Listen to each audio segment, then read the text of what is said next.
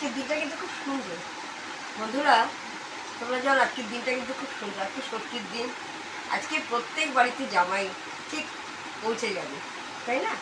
সে ভাবি জামাই হোক আর এমনি জামাই হোক, ঠিক পৌঁছে যাবে। আজকের দিনটা খুব সুন্দর। মাছ, মাংস, ডিম, নানা রকম দ্রব্য দিয়ে যে খাবার খাবে জামাইরা, কি ভালো দিন না? তার সঙ্গে মেয়েরাও আনন্দ করবে।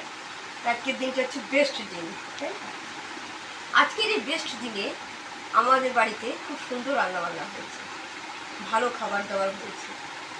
বিশিষ্ট কাতলা মাছ আজকে রান্না করা হয়েছে, মাংস হয়েছে। যাই হোক, আজকের দিনটা মোটামুটি ভালোই গেল। আজকের দিনে আমার মেয়ে আমাকে গিফটটা দিয়েছে, পুরো মুক্ত দিয়ে সিঁদুর, সিঁদুর কৌটো। দেখো কি সুন্দর সিঁদুর কৌটো, পুরো মুক্ত দিয়ে করা। হ্যাঁ, তো আমার এটা খুব পছন্দ হয়েছে। তো আমি মেয়েকে বলেছি, খুব ভালো সুন্দর জিনিস দিয়েছো তুমি আমাকে, এটা আমি সারা জীবন ধরে রাখবো।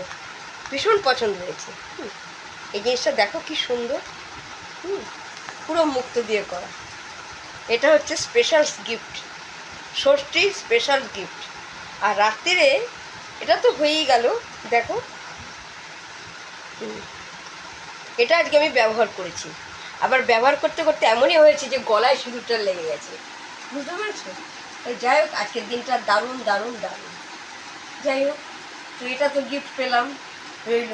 এরপরে আরেকটা গিফট আমাদের এসছে, এটা তো মনটা খুব আনন্দ হয়েছে। সেটা হচ্ছে কিসের গিফট জানো? সেটা হচ্ছে বাগেশ্বর বাবার ধাম থেকে এই তুলসী মালা আনিয়েছি।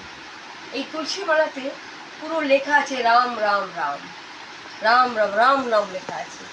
আর ইনি হচ্ছেন বজরংবলী। জয় হনুমান, জয় হনুমান আমাদের রক্ষা করবেন।